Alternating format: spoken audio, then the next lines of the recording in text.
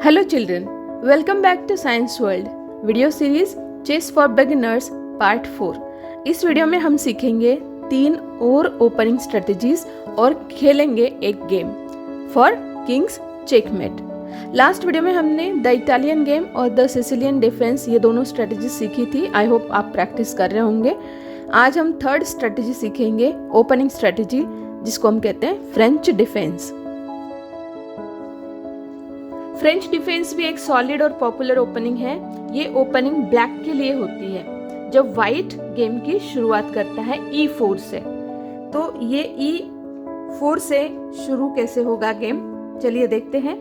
White E4, then black का जो move होगा वो होगा E6, देन वाइट का जो मूव होगा नेक्स्ट वो होगा D4 और ब्लैक का मूव होगा D5। ठीक है, तो ये जो सेटअप है इसको हम बोलते हैं फ्रेंच डिफेंस के फर्स्ट 2 मूव्स। ठीक है, अब इसके एडवांटेज क्या होते हैं, इसके बेनिफिट्स क्या है। ब्लैक जो है वो सीधा सेंटर पर अटैक करता है, मींस वो अपने सेंटर को कंट्रोल करता है, इसको स्ट्रांग बनाता है और इसके जो पॉन्स है वो भी स्ट्रांग हो गया। ठीक है, साथ ही जो कंट्रोल अटैक होता है, यानी कि इसको बाद में जो अटैक करना है वाइट के ऊपर, उसकी प्लानिंग भी होती है, वो लॉन्ग टर्म के लिए होती है। ठीक है, अच्छा अब ये तो हो गया शुरुआत के 2 मूव्स। अब इसके आगे क्या, तो ये जो फ्रेंच डिफेंस का सेटअप है, ये 2 moves E4, E6, D4 and D5। इसके बाद इस ओपनिंग के कुछ वेरिएशंस हैं, वो वेरिएशंस हम देखेंगे, तब आपको पता चलेगा कि इसके बाद हम किस तरह से आगे गेम को डेवलप कर सकते हैं। तो चलिए फर्स्ट वेरिएशन देखते हैं इसको कहते हैं एडवांस वेरिएशन। इसे हम मूव्स के थ्रू समझते हैं। E4 हमने चल दिया है, E6 भी हमने चल दिया है, D4 भी आ गया है और D5 भी आ गया। अब इसके आगे आने वाली जो मूव होगी वो है E5। इसको हम बोलते हैं एडवांस वेरिएशन। ये आगे पॉन जो है वो आगे के स्क्वायर में चला गया, व्हाइट का पॉन। ठीक है, अब यहाँ पर आप देख सकते हो कि व्हाइट ने अपना E5 खेला और अपने E4 जो पॉन था यहाँ पर, इसके ऊपर होने वाले अटैक को इसने बचा लिया। ठीक है, नहीं तो क्या होता, ये जो पॉन है इसको इस तरह से कैप्चर कर लेता, लेकिन व्हाइट ने ऐसा नहीं किया, व्हाइट ने E5 चला। ठीक है, अब E5 पर आने के बाद क्या हुआ, अब इसने जो है इस बोर्ड के सेंटर में पॉन की जो चेन है उसको लॉक कर दिया। ना तो ये आगे मूव कर सकता है, ना ही ये आगे मूव कर सकता है, और ब्लैक के पॉन्स भी आगे मूव नहीं कर सकते। ठीक है, तो ये पॉन चेन यहाँ पर लॉक होगी।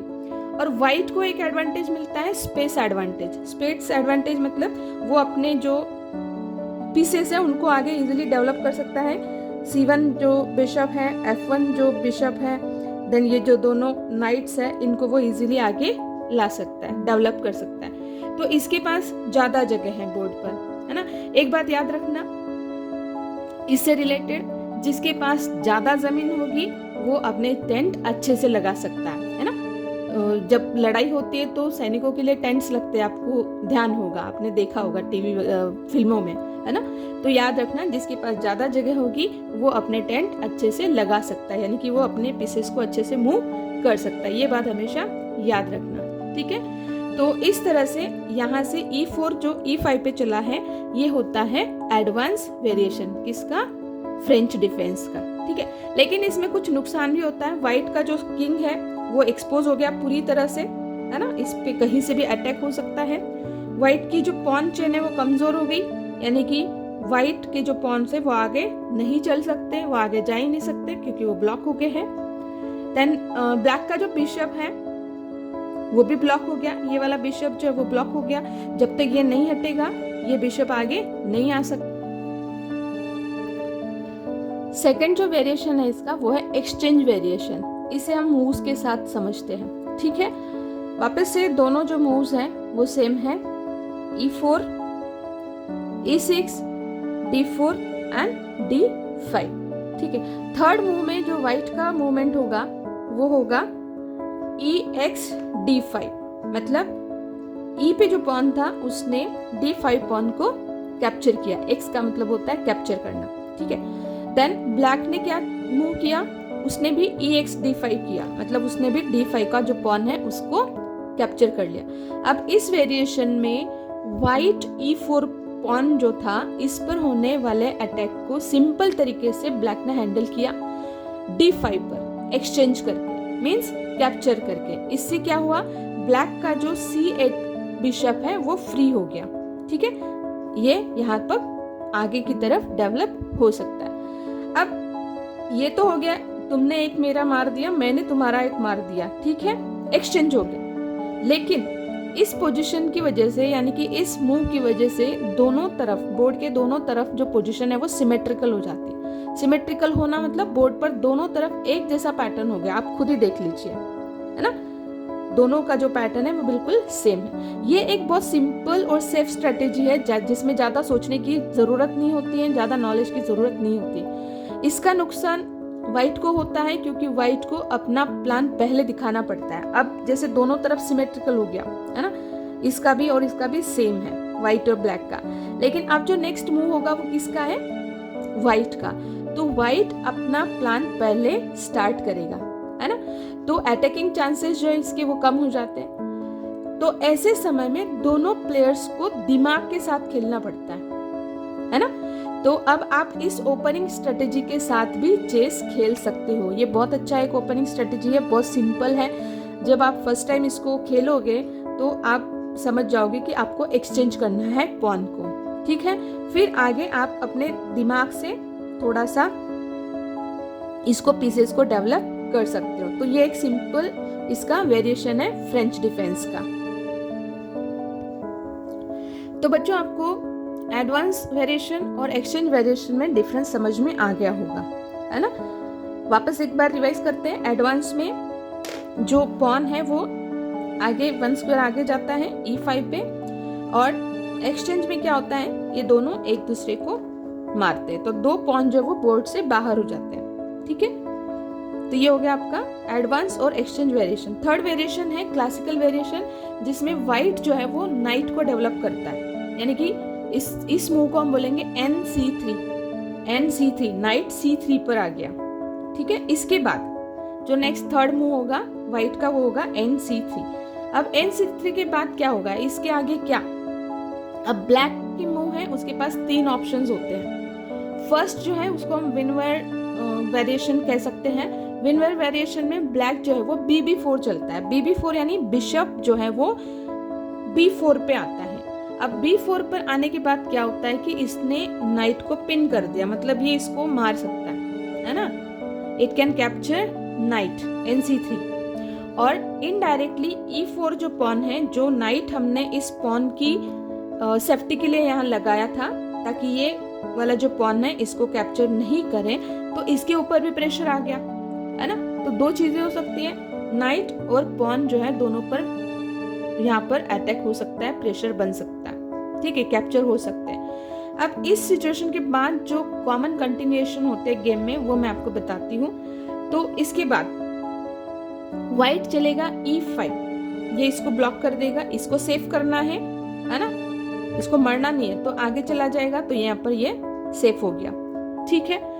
तो ब्लैक जो है वो अपना C5 चलाएगा, इसने चलाया C5, यानी कि वो इस वाले पॉन को कैप्चर कर सकता है। अब व्हाइट के पास ऑप्शन है, वो A3 चलेगा, A3 चलने के बाद वो इस बिशप को कैप्चर कर सकता है, ठीक है, A3, है ना। अब बिशप ने क्या किया, जब ब्लैक का मूव आया तो बिशप ने इस नाइट को कैप्चर कर लिया। इस मूव को हम बोलते हैं BX-C3, सेक्स का मतलब कैप्चर करना। बिशप ने C3 के नाइट को कैप्चर कर लिया, ठीक है। और यहाँ कैप्चर करने के बाद चेक मिला है किंग को, है ना, सीधे यहाँ पर किंग पे उसने अटैक कर दिया। अब इस अटैक को बचाने के लिए व्हाइट क्या करेगा, व्हाइट जो है वो अपने इस पॉन से इस बिशप को कैप्चर करेगा। इसको हम बोलेंगे BX-C3, X का मतलब कैप्चर करना, C3 को उसने कैप्चर कर दिया जहां पर बिशप थे। अब इस पूरे मूव्स में हमने क्या देखा कि ब्लैक ने अपना बिशप मार दिया नाइट पर, है ना। पहले उसने नाइट को कैप्चर किया, फिर व्हाइट ने बिशप को मार दिया, बिशप को पॉन से मारा, व्हाइट ने बिशप को पॉन से मारा और अपना बदला ले लिया। ठीक है, अब इस मूव के बाद व्हाइट को सेंटर का कंट्रोल तो मिल जाता है, इसके बहुत सारे पॉन्स आगे आ गए हैं, इसका ये वाला जो बिशप है, ये वाला जो बिशप है वो भी आगे डेवलप हो सकते हैं। लेकिन इसकी एक डिसएडवांटेज भी है व्हाइट के लिए कि उसके जो 2 पॉन है वो सेम फाइल में आ गए। ये जो सी फाइल है इसमें 2 पॉन एक दूसरे के आगे पीछे आ गए, तो इसकी वजह से क्या होगा, उसका जो पॉन स्ट्रक्चर है वो वीक हो गया। ये पॉन मूव नहीं कर सकता इंडिपेंडेंटली, जब तक ये आगे नहीं जाएगा ये मूव नहीं कर सकता। तो उसका जो डबल पॉन है उसकी वजह से उसका पॉन स्ट्रक्चर वीक हो गया सी फाइल में। ठीक है, और व्हाइट किंग को सेफ रखना भी यहाँ पर मुश्किल हो जाता है। ब्लैक को भी इसका बेनिफिट मिलता है। कैसे मिलता है कि व्हाइट का जो पॉन स्ट्रक्चर है वो वीक हो ही गया है यहाँ पर, तो इसका बेनिफिट ब्लैक को आगे मिलेगा। इस वीकनेस का वो आगे बेनिफिट ले सकता है लॉन्ग टर्म में, आगे वो अपना गेम डेवलप कर सकता है। दूसरा जो ऑप्शन है ब्लैक के पास bx(c3) के बाद, bx(c3) यानी कि यहाँ पर ये पॉन आने के बाद क्या है कि ये जो a फाइल और b फाइल जो है, b फाइल और a फाइल ये खाली हो गई, ओपन हो गई, जिसमें ब्लैक अपने रूप को डेवलप कर सकता है।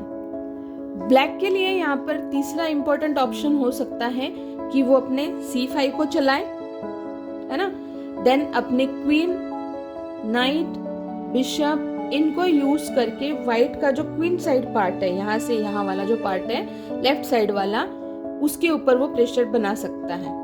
ठीक है, तो ये वाला जो वेरिएशन हमने अभी देखा वो बहुत ही टैक्टिकल है और अटैकिंग प्लेयर के लिए ये परफेक्ट होता है। ठीक है, देन सेकंड जो ऑप्शन है, यानी कि जिसको हम बोलते हैं ब्लैक के पास जो ऑप्शन है वो है nf6। किसके साथ? nf6 के साथ। अब nf6 जो ऑप्शन है उसको हम बोलते हैं स्टेनिड्स, इसको बोलेंगे स्टेनिड्स, STEINITZ, स्टेनिड्स। तो ये कैसे होता है वो हम अब देखेंगे। तो क्लासिकल वेरिएशन में सबसे पहले हमने देखा मेन लाइन क्लासिकल मूव, जिसमें व्हाइट जो है वो nc3 चलता है इस मूव के बाद। ये सेटअप आपको अभी याद हो गया होगा, है ना। तो व्हाइट का जो मूव है वो है nc3। ठीक है, इसके बाद ब्लैक जो है उसने बिशप चलाया b4 पे, और आगे का आपको विनवर सिचुएशन का पता है। विनवर वेरिएशन के हमने 3 ऑप्शंस यहाँ पर देख लिए थे। ठीक है, जिसका ब्लैक को बेनिफिट मिलता है। अब इसमें सेकंड जो वेरिएशन होता है वो होता है वापस से नाइट के साथ। कौन सा नाइट? nf6। ये जो नाइट है वो f6 पे आता है, nf6, यानी कि व्हाइट का नाइट और ब्लैक का नाइट दोनों बाहर आ गए हैं। ठीक है, इस सिचुएशन को, इस वेरिएशन को हम कहते हैं स्टेनिड्स। ठीक है, तो स्टेनिड्स में क्या होगा, nf6 बाहर आएगा, नाइट जो है f6 पे आएगा। अब इस मूव में ब्लैक जो है, ये ब्लैक नाइट जो है वो सीधा e4 पे प्रेशर डाल रहा है। अब ऐसी सिचुएशन में व्हाइट के पास 2 मेन ऑप्शंस होते हैं। फर्स्ट होता है e5, मतलब व्हाइट जो है वो e5 चलेगा, पॉन को आगे लाएगा। इससे उसको क्या फायदा होगा, ये नाइट को हिला सकता है, मतलब नाइट जो है वो कैप्चर हो सकता है। ठीक है, और दूसरा इसको यहाँ पर स्पेस खाली हो गया, तो इसको हम स्पेस गेन भी कह सकते हैं। दूसरा ऑप्शन है bg5। bg5 यानी जो बिशप है वो g5 पर आएगा, ये बिशप जो है वो g5 पर आएगा। Again this can pin the night and build the pressure. ये इस नाइट को पिन करके इसके ऊपर प्रेशर बना सकता है। अगर व्हाइट का फोर्थ मूव e5 होता है तो ब्लैक क्या खेलेगा? ब्लैक खेल सकता है nf6 d7, मतलब नाइट d7 पे ले जा सकता है, या फिर अपना c5 पे ला सकता है पॉन, या फिर इस नाइट को c6 पे ला सकता है, या फिर be7 यानी कि इस बिशप को e7 पे भी ला सकता है। ठीक है, तो इस तरह से वो इन सारे पीसेस को प्रिपेयर कर सकता है, आगे डेवलप कर सकता है। तो अभी हमने स्टैंडर्ड ऑप्शन देखा, वेरिएशन देखा क्लासिकल वेरिएशन का। क्लासिकल वेरिएशन का जो थर्ड ऑप्शन है वो है मकाचन वेरिएशन। इसमें वापस से आपका सेंटर का सेटअप वही रहेगा पॉन्स का। वाइट चलेगा N-C3, ब्लैक चलेगा N-F6, देन वाइट अगेन चलेगा B-G5, बिशप चलेगा G5 पे, और ब्लैक का जो बिशप है वो चलेगा यहाँ पर B4 पे, B-B4। ओके, तो यहाँ पर आप देख सकते हो ब्लैक जो है वो वाइट के नाइट को पिन करता है और पॉन सेंटर पर प्रेशर क्रिएट करता है। ठीक है, इन द सेम वे यहाँ पे आप देख सकते हो वाइट जो है वो इस ब्लैक को यहाँ पर नाइट को पिन कर रहा है। अब देखने की बात यह है कि इसके आगे वाला जो है गेम वो अनप्रेडिक्टेबल हो जाता है, मतलब हम कह नहीं सकते कि कौन सा मूव आएगा प्लेयर की तरफ से। ठीक है, तो इस सिचुएशन में दोनों ही प्लेयर्स को बिल्कुल अलर्ट रहना पड़ता है, इसलिए ये वेरिएशन जो है वो बहुत कॉम्प्लेक्स और टैक्टिकल होता है। इम्बैलेंस्ड और अटैकिंग पोजीशंस इनमें बन जाती है। वी डोंट नो कि कहाँ से अटैक हो सकता है। ठीक है, तो ये हो गया मकाचन वेरिएशन। क्लासिकल वेरिएशन में एक और ऑप्शन आता है टैरिश वेरिएशन। अब इसके जो मूव्स हैं, स्टार्टिंग के मूव्स वो सेम रहेंगे, है ना, E4, E6, D4, D5। Then white का जो मूव होगा वो होगा ND2, यानी कि नाइट जो है वो C3 की बजाय आएगा D2 पे। ठीक है, तो व्हाइट जो है वो इस विनएवर लाइन को अवॉइड करता है, वो C3 पे नहीं जाएगा, वो आएगा D2 पे। ठीक है, अब इसके लिए ब्लैक के पास क्या ऑप्शन है? ब्लैक के पास तीन ऑप्शंस हो सकते हैं। एक तो वो C5 चलाएगा, है ना, ये चैलेंज करता है यहाँ पर सेंटर को, ये पॉन को चैलेंज कर रहा है। ठीक है, देन N-F6, यानी कि वो नाइट को F6 पे ला सकता है, ये अटैक करता है E4 पॉन पर। और थर्ड जो इसका मूव हो सकता है वो है B-E7, बिशप जो है वो E7 पर आएगा, यहां से यहां। तो ये जो B-E7 है और C5 है, ये सेटअप जो है इसको हम बोलते हैं टैरिश वेरिएशन। ये सेटअप ब्लैक को कैसलिंग के लिए हेल्प करता है। अब जैसे ही ये बिशप यहाँ से E7 पर आता है तो यहाँ कास्लिंग इजीली हम कर सकते हैं ब्लैक के साथ। ठीक है, तो ब्लैक जिसके पास है वो प्लेयर इसको कास्लिंग में कन्वर्ट करेगा ताकि किंग सेफ रहे। और C5 जो है वो सेंटर में यहाँ पर है ही, है ना, वो सेंटर को चैलेंज करने के लिए यहाँ पर ऑलरेडी मौजूद है, तो ये पॉन यहाँ पर मूव करता है। व्हाइट के D4 जो पॉन है ये इसके लिए है, तो ये इसके ऊपर अटैक कर सकता है। ठीक है, तो ये सेटअप होता है सेफ और पावरफुल। सेफ किसके लिए? किंग के लिए, और पावरफुल इसलिए क्योंकि ये पॉन जो है, दोनों पॉन्स यहाँ पर यहाँ अटैक कर रहे हैं पॉन्स के ऊपर।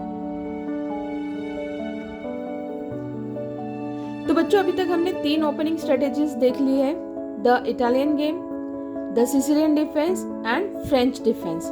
उसके बाद आता है फोर्थ विनवर वेरिएशन। ये भी हमने डिस्कस कर लिया था क्लासिकल वेरिएशन के साथ, इसको हम अलग से एज ए ओपनिंग स्ट्रेटेजी भी डिस्कस करेंगे। तो इसके स्टार्टिंग के जो मूव है वो सेम रहेंगे। ठीक है, E4, E6 and D4, D5। इसके बाद व्हाइट चलता है नाइट C3 पे NC3, और ब्लैक चलता है B-B4, यानी कि बिशप B4 पर। यहाँ पर आप देख सकते हो कि ब्लैक जो है वो व्हाइट नाइट पर पिन करता है और E4 पे भी प्रेशर बनाता है इस पॉन से। ठीक है, अब प्रॉब्लम ये है कि इस टिपिकल लाइन इसकी क्या हो सकती है, मतलब इस सिचुएशन में आगे के जो मूव्स है वो क्या हो सकते हैं। तो व्हाइट के पास जो मूव है, नेक्स्ट दो मूव हम यहाँ पर डिस्कस करेंगे। व्हाइट चलेगा E5 और ब्लैक चलेगा C5। ठीक है, अगर ये नहीं तो दूसरा जो मूव हो सकता है EX-D5, EX-D5। ये हमने फ्रेंच डिफेंस में भी डिस्कस किया था। ठीक है, तो EX-D5 का मतलब क्या है कि ये जो पॉन है ये D5 के पॉन को कैप्चर करेगा और ब्लैक पॉन जो है वो वापस D5 के पॉन को कैप्चर करेगा। ठीक है, तो ये हो गया EX D5 EX D5। तो ये वाला जो फ्रेंच डिफेंस का सबसे टैक्टिकल वर्जन है, और जो एग्रेसिव प्लेयर्स होते हैं जो बिल्कुल मार्कआउट करके आगे जाना पसंद करते हैं, है ना, कैप्चर करके पीसेस को, उनके लिए ये बहुत अच्छा एक सेटअप है। हमारी फिफ्थ जो ओपनिंग स्ट्रेटेजी है वो है टेरेस वेरिएशन। ये हमने ऑलरेडी डिस्कस कर ली थी क्लासिकल वेरिएशंस में, इसको भी हम सेपरेटली डिस्कस करेंगे एज अ ओपनिंग स्ट्रेटेजी, ठीक है। तो ये फ्रेंच डिफेंस का एक सॉलिड वेरिएशन है जिससे वाइट खेलता है एक्टिव डेवलपमेंट के लिए और सेंट्रल कंट्रोल के लिए। तो स्टार्टिंग का इसका सेटअप वापस से वही सेम रहेगा, लेकिन यहाँ पर जो वाइट है वो NC3 के बजाय ND2 चलेगा, मतलब नाइट जो है वो D2 पे यहाँ पे आएगा। तो ये ND2 पे क्यों आया, यहाँ से वो इस पॉन को अच्छे से डिफेंड कर सकता है ना। यहाँ पर एक प्रॉब्लम है कि ये जो D2 पे नाइट है वो इस बिशप को जो C1 पर है उसको ब्लॉक कर लेता है, इसका रास्ता रोक लेता है ना। तो वाइट इसको कैसे सॉल्व करेगा? अब वाइट इसको ऐसे सॉल्व करेगा, या तो इसका जो दूसरा नाइट है वो बाहर लाएगा F3 पे, देन ये जो F1 बिशप है वो चलेगा E2 पे या D3 पर आ सकता है, ठीक है। अब यहाँ पर हमने देखा कि नाइट चला, देन बिशप भी चल जाएगा, और यहाँ पर एक और एडवांटेज है कि कास्लिंग इसमें जल्दी हो सकता है, ठीक है। कास्लिंग आपको पता ही है, हम रुक के साथ इस किंग को एक्सचेंज कर सकते हैं, स्क्वायर्स उनके एक्सचेंज कर सकते हैं, तो कास्लिंग यहाँ पर पॉसिबल हो जाता है जल्दी। तो इसके लिए ये जो इसका बेनिफिट है, इसके लिए थोड़ा सा इसको C1 को वेट करना पड़ता है। इसका जो वाइट बिशप C1 है वो थोड़ा लेट बाहर आता है, ठीक है। तो इस तरह से ये टेरेस वेरिएशन है जिसमें जो नाइट है वो D2 पे आता है C3 के बजाय, ठीक है। तो ये जो सारे पांचों ओपनिंग स्ट्रेटेजीज हमने अभी देखी है, इनको अच्छे से सीखना है, और हमारा जब गेम हम ओपन करते हैं, स्टार्ट करते हैं, तो ये ओपनिंग स्ट्रेटेजीज आपको उसमें यूज करना है। अब हम एक छोटा सा गेम खेलते हैं जिसमें किंग को चेकमेट होना है, ठीक है। तो वाइट से हम स्टार्ट करेंगे एज यूजुअल, जो यूनिवर्सल रूल है। वाइट चलेगा E4, ब्लैक चलेगा E6, देन वाइट चलेगा D4, ब्लैक चलेगा D5। यहाँ पर हमने EX D5 जो है वो थर्ड मूव यहाँ पर हो सकता है। EX D5 इसने पॉन लिया, ब्लैक ने भी EX D5 चलाकर इसको कैप्चर किया, ठीक है। तो थर्ड मूव जो यहाँ पर दोनों की कंप्लीट हो गई। फोर्थ मूव में जो वाइट है वो चलेगा NC3 और ब्लैक चलेगा C5। इसके बाद जो मूव है वाइट का वो है DX C5, मतलब D जो है वो C5 को कैप्चर कर लेता है, और जो ब्लैक का मूव है वो है BX C5। BX C5 मतलब जो बिशप है वो इस C5 को कैप्चर करेगा वहां से, ठीक है। ये हो गया फिफ्थ मूव। अब सिक्स्थ मूव में जो नाइट है वो D5 को कैप्चर करेगा। नाइट ने D5 को कैप्चर कर लिया, और ब्लैक का जो मूव है वो NF6, उसने अपना जो नाइट है उसको बाहर चलाया। ये हो गए सिक्स्थ मूव दोनों के। अब सेवंथ मूव में जो वाइट है वो चलाएगा NX F6 मतलब नाइट कैप्चर करेगा, X का मतलब है कैप्चर करेगा F6 को, और यहाँ से वो किंग को चेक भी देगा 1 2 एंड हाफ, है ना, 2.5 घर चल के। तो इस नाइट ने यहाँ पर किंग को चेक दे दिया। अब ब्लैक का मूव क्या होगा? ब्लैक का मूव ये होगा कि वो क्वीन से कैप्चर करेगा F6 को। उसने क्वीन से F6 को कैप्चर किया, QX F6, क्यू ने F6 को कैप्चर कर लिया। ये हो गया सेवंथ। अब एट्थ जो मूव है उसमें वाइट का मूव होगा B, यानी कि बिशप B5 पे चलेगा, बिशप जो है वो B5 पर चलेगा। B5 कहाँ है? यहाँ। तो इसका जो बिशप है वो आया यहाँ पर, ठीक है। और इसने किंग को चेक दिया। चेक देने के लिए हम प्लस साइन का यूज करते हैं, तो इसको हम लिखेंगे capital B small b 5 plus, तो B5 प्लस, ठीक है। तो इसने किंग को चेक दिया। अब ब्लैक का क्या मूव होगा? वो चलाएगा अपना बिशप D7 पर, ये बिशप आएगा D7 पर। फिर ए का जो मूव है, यानी कि व्हाइट का जो मूव है वो होगा A4, मतलब ये पॉन आएगा A4 पर। अब ब्लैक का जो मूव होगा वो होगा QX F2 and checkmate. Q यानी कि क्वीन जो है वो कैप्चर करेगा F2 को। F2 कहाँ है? ये रहा, ये F2 पॉन को कैप्चर करेगा। क्वीन ने यहाँ से F2 पॉन को कैप्चर किया, ठीक है, QX F2। और यहाँ पर किंग जो है वो चेकमेट हो गया, क्योंकि किंग को यहाँ पर मूव करने के लिए जगह नहीं। अगर वो क्वीन को मारता है तो पॉन उसको अटैक करेगा, ठीक है। अगर वो यहाँ आता है तो क्वीन उस पर अटैक करेगा, यहाँ आता है तो भी वो क्वीन अटैक करेगा, और यहाँ आता है तो भी वो क्वीन से अटैक हो जाएगा। तो इसका मतलब क्या है? यहाँ पर व्हाइट जो किंग है वो चेकमेट हो गया, ठीक है। तो इस तरह से मूव्स खेल के, इस तरह से अपनी पीसेस को मूव करके आप अपना गेम डेवलप कर सकते हो, ठीक है। अगर आपको वीडियो अच्छा लगे तो अपने फ्रेंड्स के साथ ज़रूर शेयर कीजिएगा और चैनल को सब्सक्राइब कीजिएगा, ठीक है। तो आज हमने 3 और स्ट्रैटेजी सीखी और एक गेम भी खेला। इन ओपनिंग स्ट्रैटेजीज के साथ आप अपना गेम स्टार्ट करना सीखो। अगले वीडियो में हम सीखेंगे कि मूव्स को पेपर पर कैसे लिखते हैं, कैसे नोट करते हैं। इसको हम कहते हैं चेस नोटेशन लिखना, है ना। चेस नोटेशन कैसे लिखना है, और कुछ मूव्स भी सीखेंगे। तब तक के लिए चेस खेलो और हॉलीडेज को एंजॉय करो। Take care, bye bye.